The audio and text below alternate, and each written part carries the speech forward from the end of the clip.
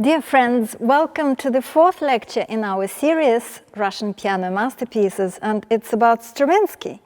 And I must say that I was in a bit of a doubt whether to include him, because he wasn't a pianist composer like Rachmaninoff or Scriabin, or indeed like Prokofiev, and didn't write that much solo piano music. But it just seems that we cannot even go on in the 20th century without him.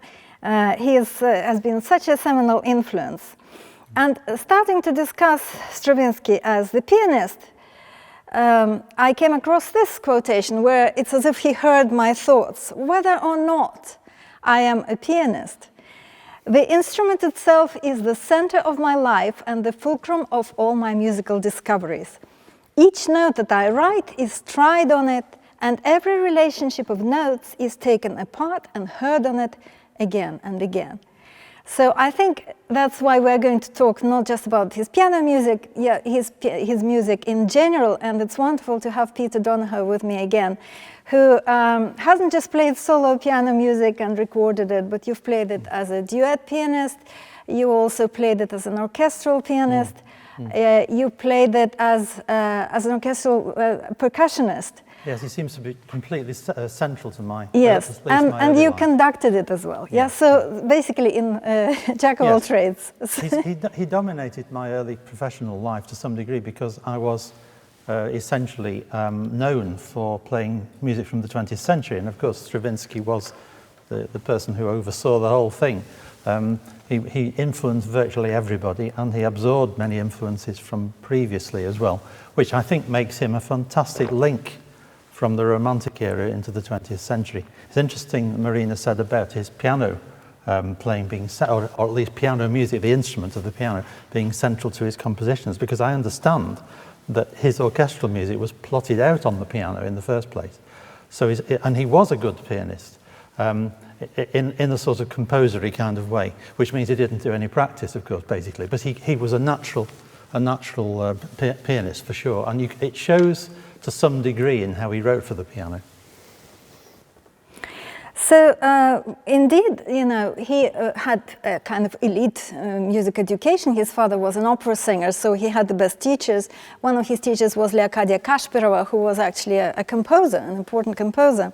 And this is what he says about her lessons. Mademoiselle Kashpirova only idiosyncrasy as a teacher was in forbidding me all use of pedals. I had to sustain with my fingers, like an organist. And Oman, perhaps, as I have never been a pedal composer. Very interesting, because there are, in fact, I think even on YouTube, one can hear Stravinsky play the piano in his own piano sonata, which we'll be hearing a little of later on. And it's almost like he doesn't know where the pedal is.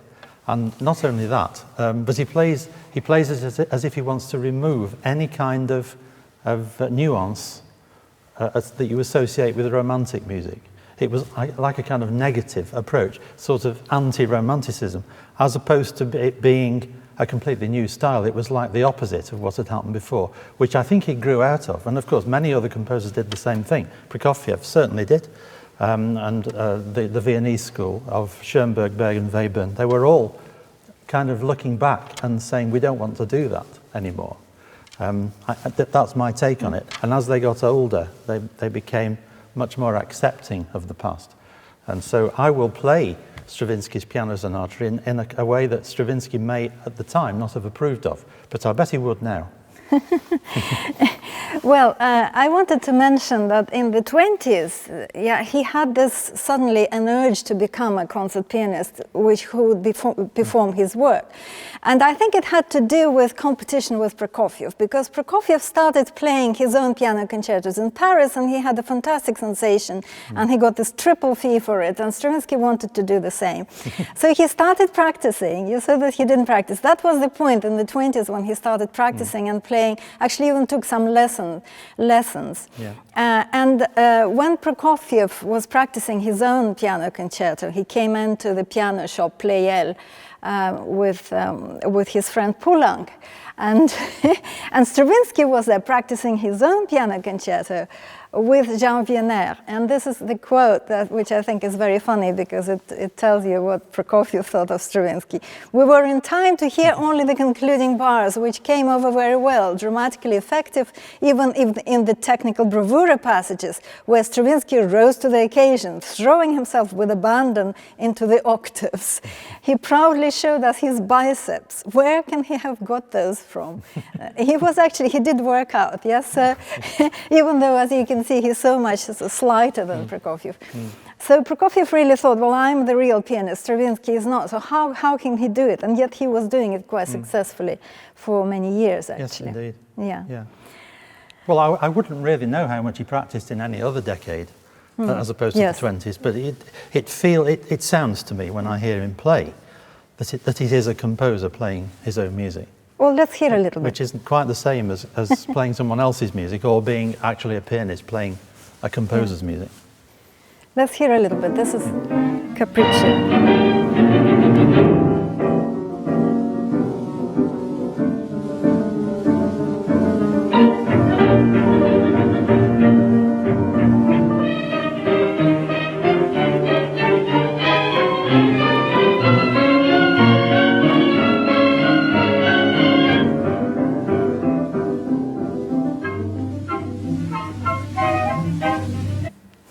It's a lovely piece. The Yes, Capriccio for piano and large orchestra, very good piece indeed. In fact, both the main works for piano and orchestra are amongst my favourite 20th century pieces. The Piano Concerto for piano and wind instruments and this Capriccio are just utterly glorious. I did record all these pieces, and some of them, to me, are greater than others, for sure. But as a whole, it's a wonderful collection, available from all good outlets for recordings. Now, the interesting thing is that Petrushka, which I'm going to talk about next, and of course which we mostly know as a ballet and also as these very virtuosic piano pieces that he made out of the ballet 10 years later. But it actually arose, it emerged as an idea for a piano concerto. He had an idea of a kind of violent altercation between the pianist and the orchestra, which I think we can still hear in the ballet. Before it was Petrushka.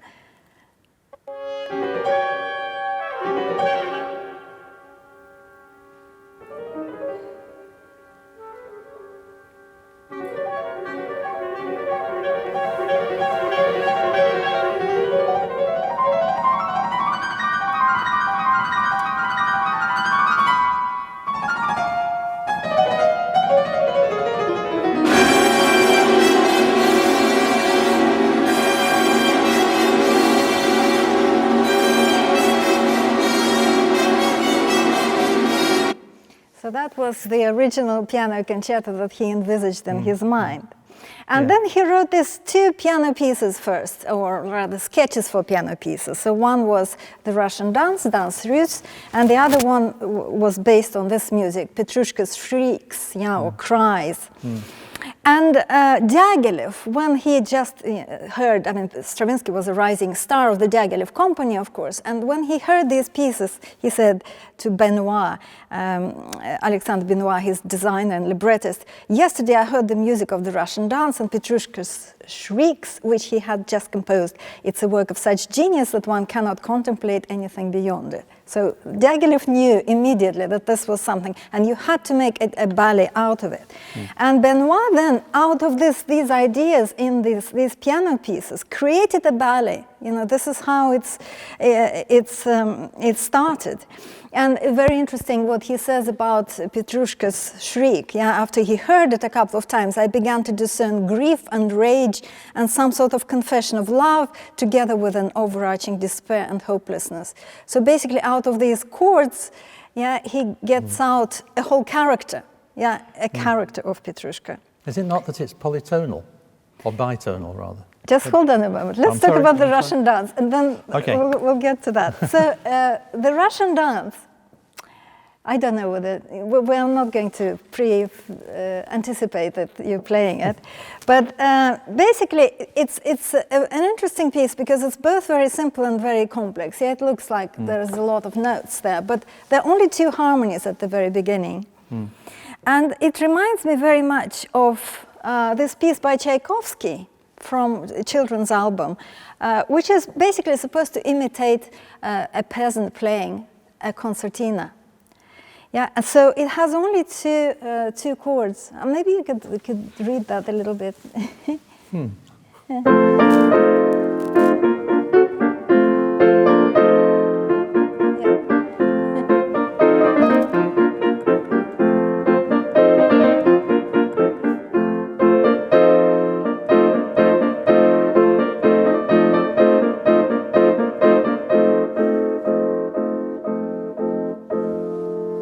So actually ends on the dominant, doesn't even, yeah, so this is basically, he wanted to represent exactly that instrument, which does one harmony on the push and another harmony on the pull. It became absolutely seminal to Petrushka, of course, because of the sound of the fairground in which the action of Petrushka takes place. So it's that, which is all the way through the ballet, and I believe you can do it by blowing into the mouth organ for probably the tonic and then sucking back for the dominant. So you end up with that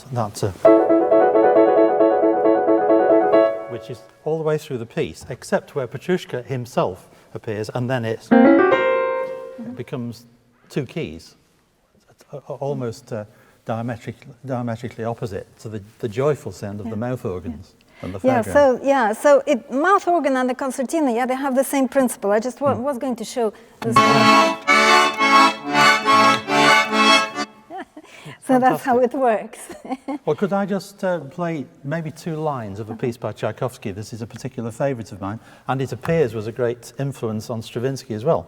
Stravinsky was a huge fan of Tchaikovsky, admired him enormously, quite rightly, of course. And this is a humoresque from an early piano piece of Tchaikovsky that Stravinsky used in his ballet The Fairy's Kiss several decades later.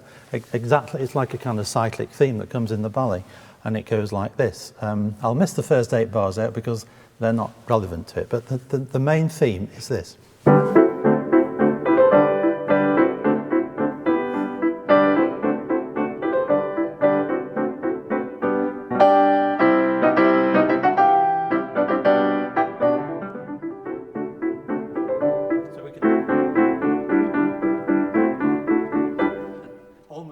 Exactly the same notes that you hear throughout Petrushka, and of course many examples later on in his instrumental music as well. Yes, so and now if we get to Petrushka himself, which of course Nijinsky danced, famously, you can see how the music of that shriek, that we've just heard, so translates into these contorted movements of the puppet.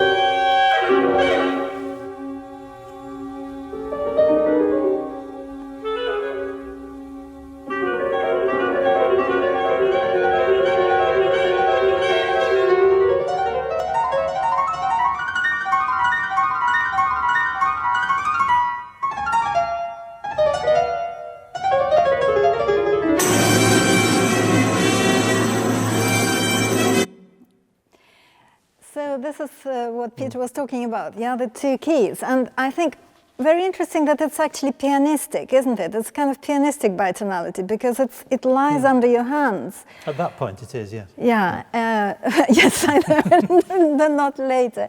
Yeah, but if you could just show how it works, because it's white and black notes.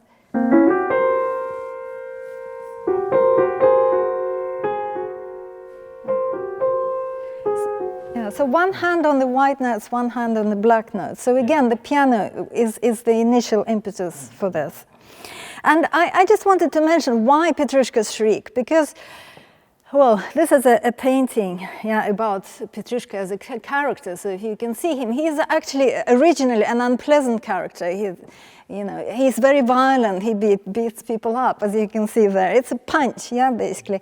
And he has this voice, which was produced for the puppet with a voice modifier, like a kazoo. Oh, really? Yeah.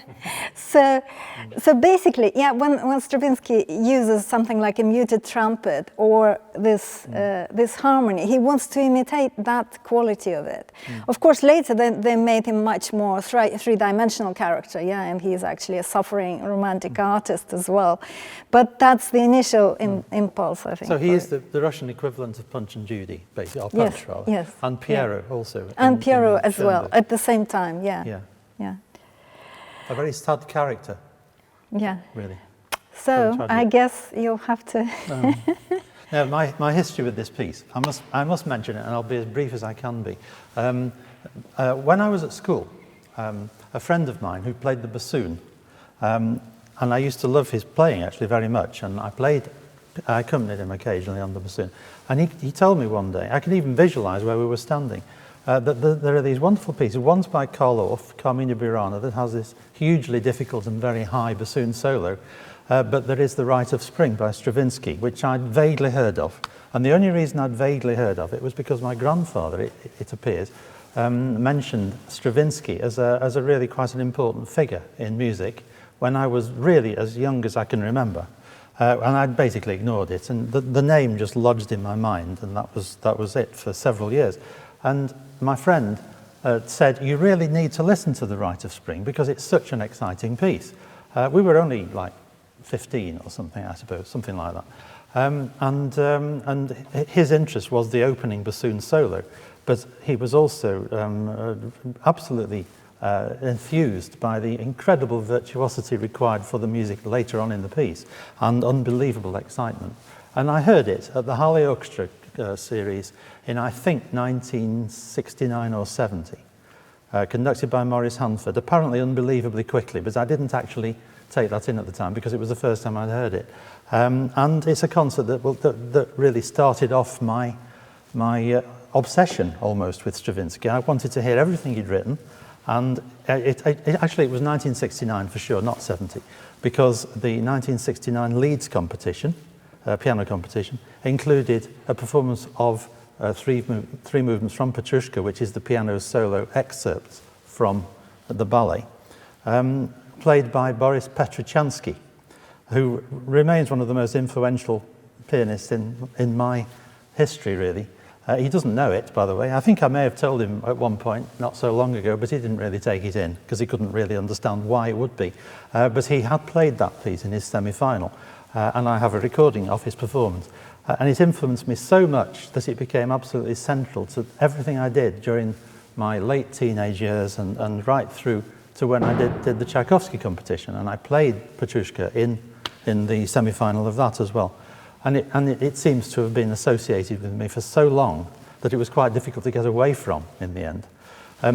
I've heard it a lot as a jury member on many competitions, played by much younger pianists than I, with hugely fantastic techniques that I can't even begin to approach now. I guess I wasn't too bad in those days, but it's a long time ago now. So my performance of it's a little slower than it used to be. But this is the dance ruse and the transcription of is it tableau number Second, 2? yeah. Mm-hmm. Of the ballet, which is transcribed. These are the first two of the three movements. The third movement is the longest of the three and the most difficult, and we're not doing it for obvious reasons.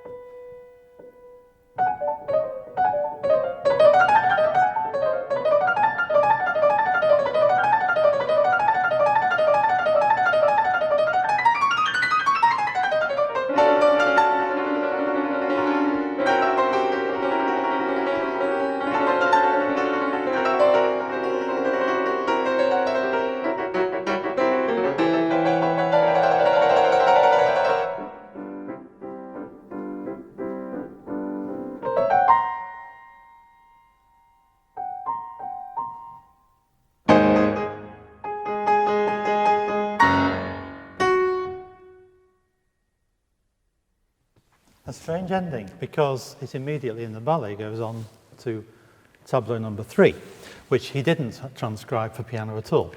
But in the suite for piano, he goes immediately into the beginning of number 3 of the 3 movements from Petrushka, which is actually tableau 4, which begins with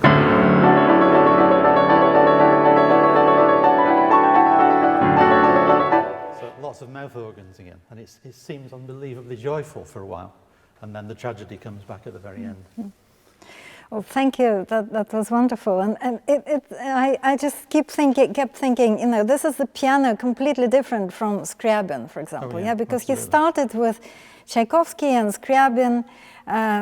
He wrote Etudes Opus 7, which are still quite Scriabinesque and a bit Rimsky-Korsakovian. And this is just completely different instrument. Absolutely. So totally where does that come revolutionary from? writing. I mean, I can never understand where things come from with Stravinsky. No. Yeah, Well, the piece immediately before it, was it not The King of the Stars for chorus and orchestra? And then prior to that was the Firebird, the famous Firebird ballet, which is so gloriously romantic and very virtuoso for the orchestra, and very tonal. And this is like a completely different language altogether. And then almost immediately again, he wrote the Rite of Spring, the Sacre du Printemps. Okay, well, the Rite of Spring. Incredibly different. We're going to talk a little bit about the Rite of Spring, even though it's not for piano. Because there as well, he basically composed it at the piano. The most famous chord of the Rite of Spring is also very pianistic, isn't it? The August of Spring. When I conducted this piece, one of the things I did in the pre-concert tour was to get the cellos and violas to play the 2 chords that become the polytonal seminal chord of the Rite of Spring that's there, the first one. Sounds like E major, though it's actually F flat major, but it sounds like E major. And this also sounds fairly tonal, but when you put them together...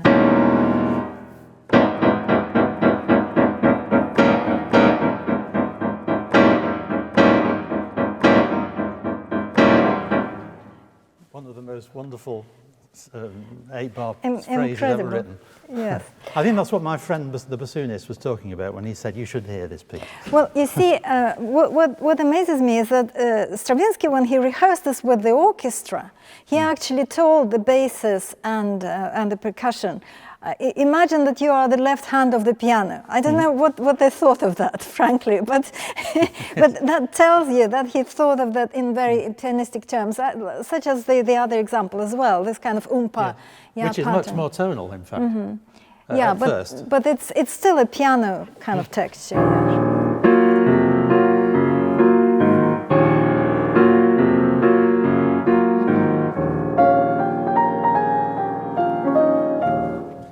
That really is rather lyrical by comparison with most of the rest of the ballet, isn't it? But then it becomes, later on, there's a massive version of the same theme.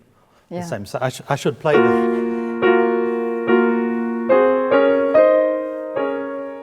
which is the main theme of that movement. I'm sorry, it's disappeared, but the second example. And it comes back in a massive fortissimo version that is so horrifically dissonant that it still sounds incredibly shocking, despite all the dissonances we've heard since 1913. Yes, so I wanted to mention that very important composers played the Rite of Spring with Stravinsky. One of them was Debussy. They played it at the house of Louis Laloy, and Louis Laloy wrote that after they did that, and Debussy basically sight-read the thing, although it's so complicated, but he did it wonderfully. And he said there was no question of embracing, not even of compliments. We were silent, overwhelmed by this hurricane that had come from the depth of the ages and torn up our life by the roots. It's very powerful, isn't it? It still shocks me to think about it. I've known it since I was 17. Yeah. You know, and Debussy himself said, wrote to Stravinsky, our reading at the piano of Le Sacre du Printemps is always present in my mind. It haunts me like a beautiful nightmare, and I try in vain to reinvoke the terrific impression. So Debussy actually didn't like the piece. I mean, he was shocked by it, but he thought basically Stravinsky was thumbing his nose at music. He went too far. Yeah, so he loved Petrushka and imitated Petrushka, but he didn't go very much further. And Prokofiev, on the contrary, Prokofiev also played it with Stravinsky, and actually in public. So in the presence of the futurist artist, we play the piano duet version of The Rite of Spring. At this point, I had heard the work only once at Kusevitsky's concert, and I had a less than clear understanding of it. Now sitting down to play it with the composer in front of a large gathering, I was extremely nervous, as I knew that was incredibly difficult. And here again, a little bit tongue-in-cheek, Stravinsky, normally small and bloodless as he was, became engorged with blood while playing, sweated, sang, or rather croaked, and laid down such a strong, good rhythm that we played the Le Sacre to stunning effect. To my total and unexpected amazement, because he didn't expect it, I saw that Le Sacre is a magnificent work with its incredible colors, its clarity and mastery. So he was a convert. It remains probably Stravinsky's greatest single statement, I think. I think Stravinsky himself realized that, even though he was a very young composer when he wrote it, because he didn't really know how to continue down that line. And of course, neither did any other composer. It was the First World War, was the end of an era, and there were so many new influences from other countries, and there was so much doubt about the way the arts generally should go, never mind just music. Yeah. So I tried to imagine how they would have played. It probably wouldn't have been exact, completely accurate. Maybe a bit like this.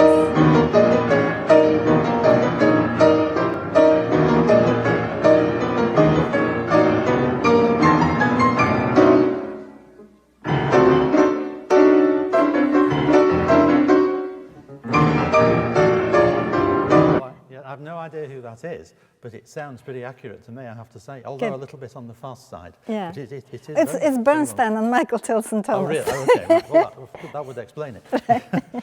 Yeah. Okay, now I wanted to have a little theme of the wrong notes. I mean, we heard a lot of wrong notes already, but Thank you for that. I'm glad you noticed. I wanted to say that there is something also at the bottom of Stravinsky's style that has to do with a musical joke, yeah, of actually laughing at the wrong notes. One example is in Petrushka. It's a barrel organ with a missing pin. Yeah, I'm going to play with it. Basically, it's two clarinets, and one suddenly just stops. Yeah, it doesn't have a note. Yeah, so you have a rest there. It's a kind of funny moment. You can almost not hear it. It's quite difficult to.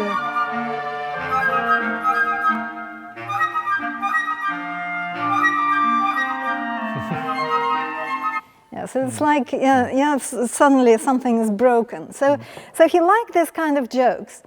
And another joke that he did, but which proved to be, again, very seminal, is the polka that he wrote, as he said, as a caricature of Diaghilev. Because one part of the four-hand duet that he wrote for Diaghilev was very simple. It's just two chords. Yeah, and so he played the polka to Diaghilev and to Italian composer Alfredo Casello in a hotel room in Milan. And I remember how amazed that both men were that the composer of Le Sacre du Printemps should have produced such a piece of popcorn. For Casello, however, a new path has been indicated, and he was not slow to follow it. So-called neoclassicism of a sort was born at that moment. Very cheeky comment, I thought. Absolutely. But, yeah. I'm just trying to work out which hotel it was. I've never managed to play any Stravinsky in a hotel and get away with it. Well, there you go. Oh, yeah. Sorry.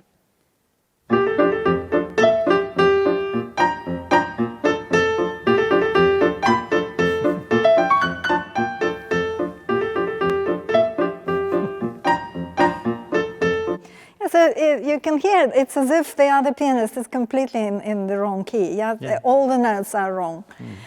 And it's very interesting that it's a light example, but quite a lot stems from this, because basically what happens there with neoclassicism, yeah, that it's again, some very familiar idioms are distorted, changed, yeah, shifted. And yet, at that point, he stops laughing at it, or at least he presents it to you as if it is not humorous.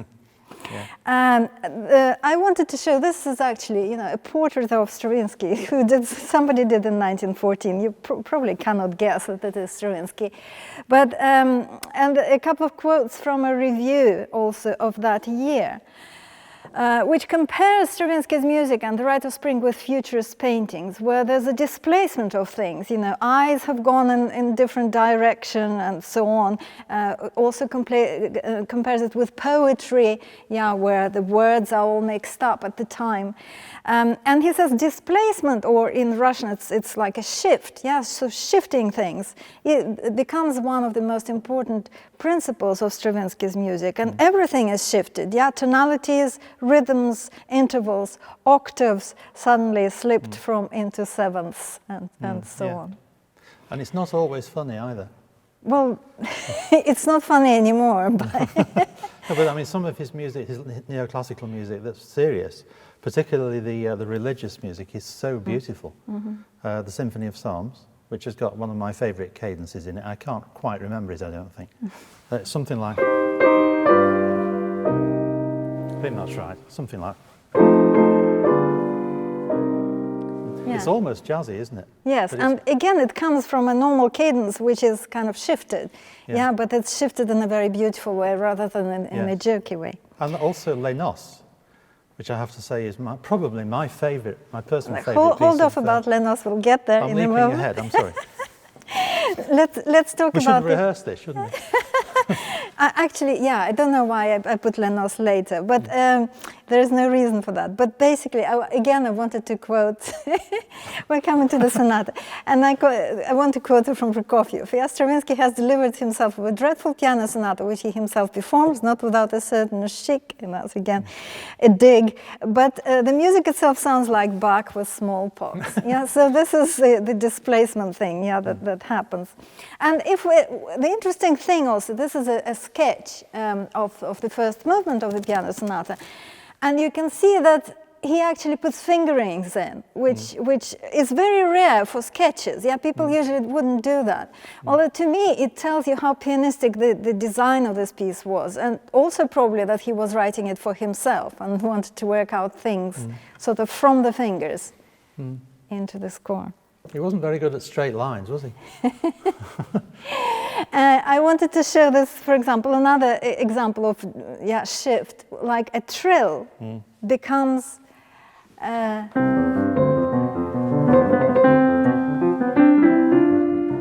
it appears like a sort of sore thumb, doesn't it, in the middle of a very lyrical line. Yes. Suddenly we have that. Yes, and it's not really a trill. It's a ninth instead of a second. So this is exactly the kind of perverse thing that he would do. Just to show you how other things sort of, came from classical composers into Stravinsky. For example, these little Mozartian sort of little rhythmic things. I don't even know what to call them, so little sighs or something like that. You can see them in Stravinsky as well. The texture is sort of almost the same, but the melody is kind of perverse. The melody would never go down a seventh, for example, in a classical piece, or up a nine. For the second movement, which you're going to play, which I think was taken from Bach's organ piece. Which he probably knew actually in Busoni's version. And it's interesting because usually people say, Busoni is neoclassicist, but it's not the right kind of neoclassicist because it's not ironic, because Busoni loves Bach, and he does it with piety and so on. And Stravinsky does it with irony. But interestingly, I found this letter where Stravinsky actually talks about a Busoni piece that he really was influenced by. So there is a connection between these two. Well, Busoni being another composer who was trying to find his way, of course, in his original music, as opposed to his great transcriptions of Bach. Busoni's original music is another language that really is kind of overlooked at the same time as Stravinsky, Prokofiev, Bartók, and so on, Schoenberg. There is Busoni too, and it's a very, very interesting melting pot of different nationalities apart from anything else. Yes, so you can see that, I also put some Bach examples there of how he takes just various parts of the figuration and then plays with them. Yeah, so it's as if he sort of looked at a few things. He actually also used piano exercises as inspiration for this neoclassical music, and that's one of the guys that he took lessons from in the 20s that he used as well. But it's all based in, even though it is ironic, I think it's based in genuine admiration for almost all composers in the past, as long as they died. He wasn't particularly interested in supporting people who were alive anymore. And he was a bit of a bitch when it came to other composers, wasn't he? But once they were dead, he was extremely generous about them. Yes, I think it comes from admiration, but he also had he had to present a different kind of aesthetic stance, that he's very cool about it. This is what he says, the sonata is like extra dry champagne. It does not give a sense of sweetness. No. It does not relax like other forms of this drink. Instead, it burns. Well, look at his face. It's exactly the same kind of attitude. Well, that's why I put it there next to the quote. I think, shall we have the sonata? This is sonata at 1924 it was written, yes? Yes. Which places it 11 years after the Rite of Spring and in a totally different world, really. So this is the second and third movements of that sonata, which is, in fact, the piece that you can hear Stravinsky himself play on YouTube.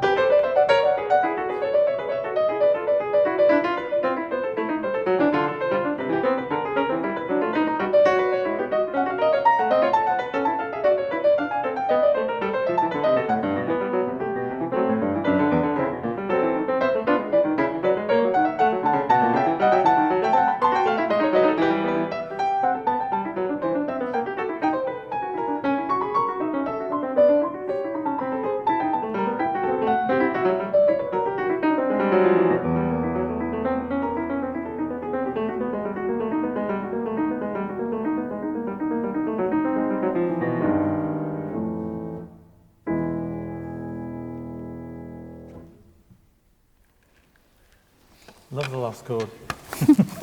Well, I love the whole thing actually, but the last chord is so cheeky, which you know, I'm actually always reminded, although I think it's the other way around, of Hindemith, who always ends his, or almost always ends his pieces in this very lyrical way, after having been through all kinds of polytonality. Well, guess who he got that from? Indeed, yes. Yes. That's a prize example of exactly that. Yes. Yeah. So, well, I thought, you know, the way you played it was beautiful and romantic even. And this, of course, is the very famous quote. Yeah, that's he must have said this on purpose. Yeah, I consider that music is by very nature is essentially powerless to express anything at all, whether a feeling, an attitude of mind, or psychological mood, a phenomenon of nature, etc. Music Why does would not he say a explain. thing like that? Well, because he wanted to be contrary, yeah, Yeah, because I think that that's right. was his thing. And actually, I think there is some truth in probably the implication of that, which is that music is by association going to produce an emotional reaction in the listener. And it is always in the context of something else. And I remember reading somewhere that if you were to play the Chopin Funeral March to someone who'd never heard any Western classical music and asked them what emotion it conveyed, it quite possibly wouldn't be sadness at all. And I suppose the same applies to Beethoven's Ninth Symphony and everything else that Yes. we immediately associate with a very obvious emotion. But someone who doesn't know the context. Yes, we need to be culturally immersed in this. Yeah. And then it means something and it expresses lots of things.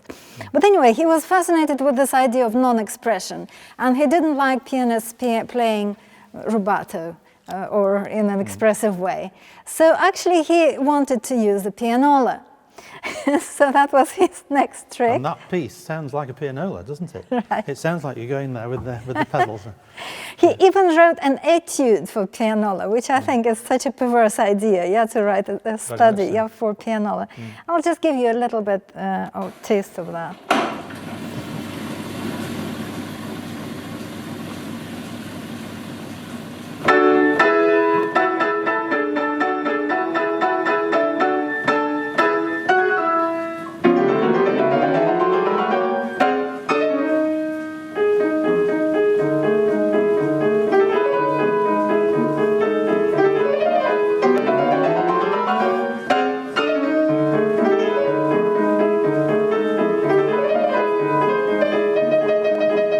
So he was so fascinated that by this idea, he actually wanted to have, instead of the orchestra in Les Noces, before he came out with the idea of 4 pianos, he wanted to have pianolas instead of the orchestra. And then he was disappointed that you could still do rubato on the pianola, because the guy who pulled the roll through, you know, he could actually affect it. Yeah. So Is it not the case, though? I'm sorry to interrupt, Yeah. but I mean, it always strikes me when I read the things that people, not just Stravinsky, but people from that era tended to say.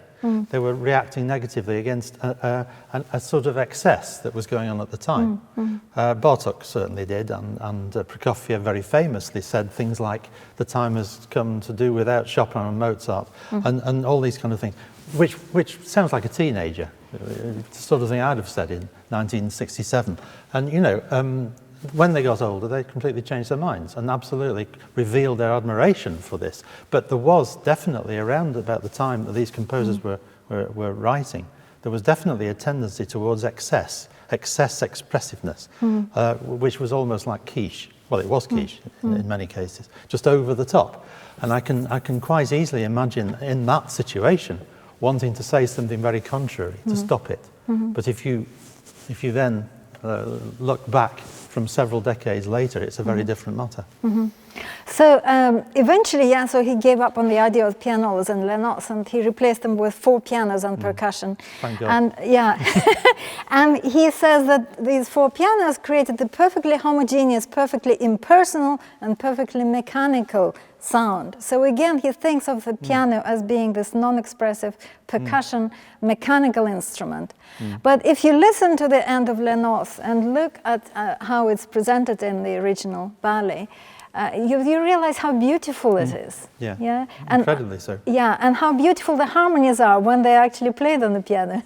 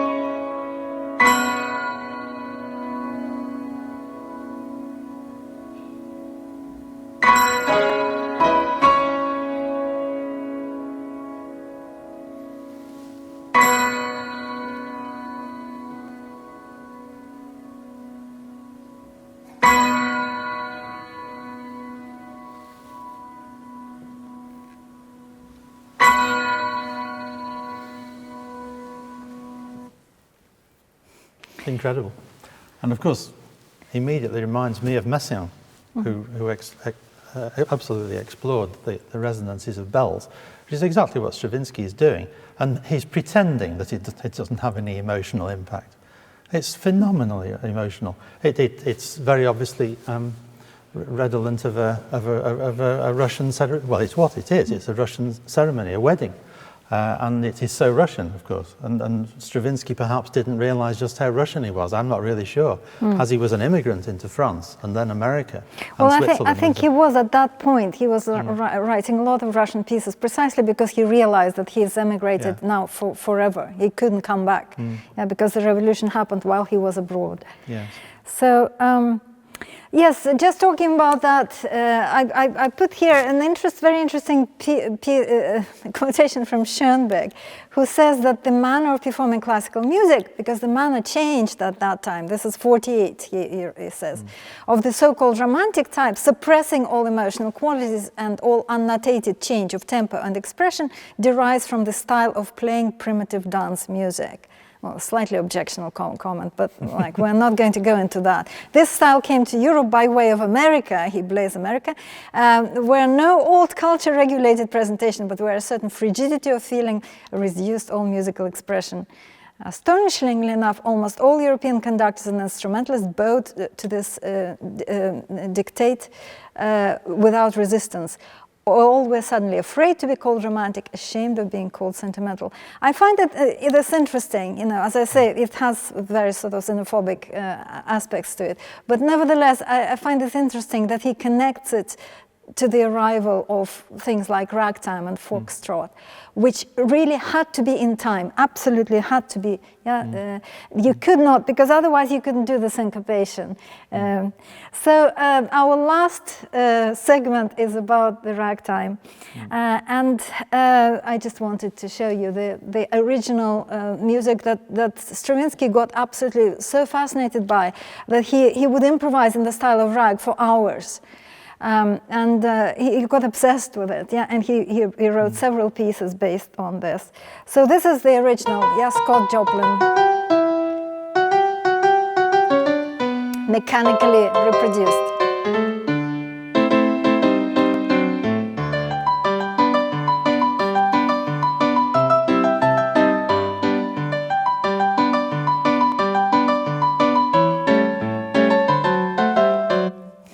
So that's where it comes from. So now if you look at what Stravinsky does, so that's Stravinsky piano rag music that we're going to hear in a moment. So you can see that he uses the same kind of rhythmic syncopation patterns, where the beat is displaced. So instead of the strong beat, you sort of jump. It gives you a little shock. Or the beat just doesn't happen, because the music still kind of goes on. But in Scott Joplin, there's always this vamping pattern, the umpa pattern, which is always keep steady. It has to be steady. So look at this perversity that he does there.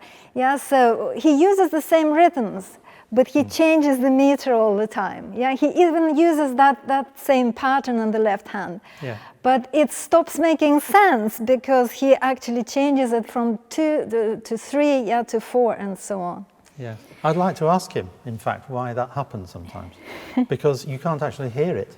In the Rite of Spring, you can hear the rhythmic patterns very strongly. But the piano rag music, I think, is anticipating the Soldier's Tale.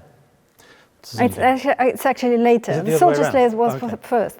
Soldier's Tale influenced the piano rag music. But okay, well, but the Soldier's Tale, of course, is a kind of theatre piece, but the instrumentation is for 7 people, so that it needs a conductor and it has to have bar lines in order to keep it remotely together. Whereas in the solo piece, piano rag music, he doesn't bother with that. For quite a lot of the piece, he throws away the bar line altogether, and you get a line and a half with no meter whatsoever, except that the rhythm is very precise within that mile and a half, that bar and a half, and it's very, very. It's very. I have conducted the Soldier's Tale, and it's very strange because there's one particular, quite well-known bit where you go.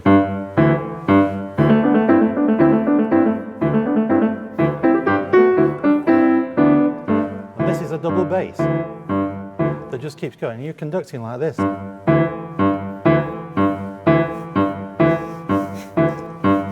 And it's a very strange feeling. I can't even do it. It's like they're doing this, where you're conducting something that keeps on changing meter, but it actually sounds like it doesn't change at all.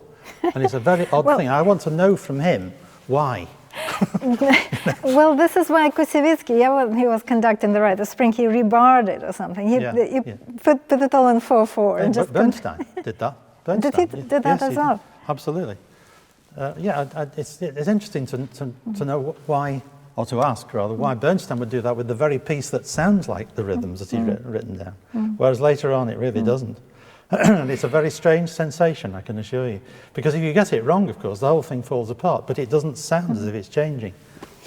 I wanted to play, just to show you how neoclassicism and ragtime are conducted. That's available, it's all good. Yeah, okay.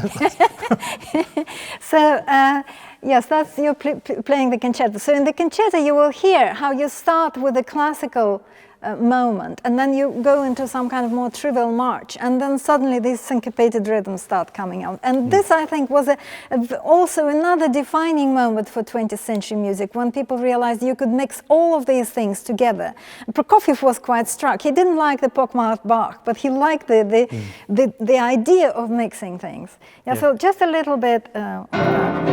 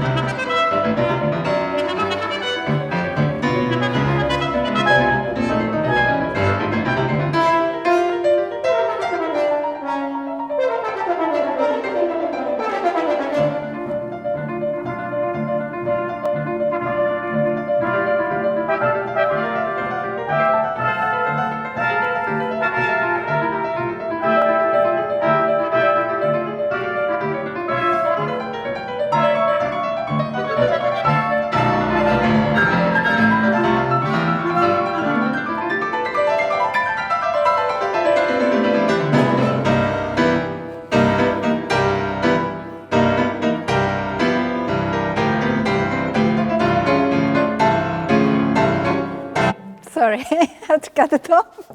In actual fact, that's a quote from the sonata. It's exactly the same music just there at that point. And it's the same pianola effect, isn't it?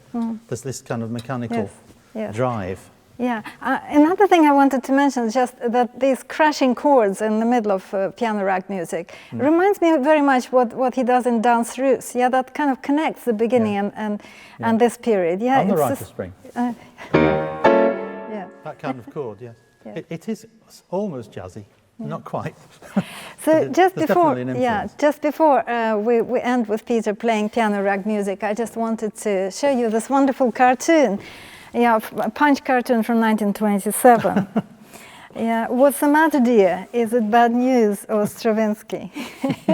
So we found, yeah, that even when we advertised this talk on Twitter, somebody reacted in this way. Yeah, so this, you know, the punch that Stravinsky packs is still quite absolutely. felt. Yeah. But just to summarize, yeah, there are so many things in his music connected to the piano.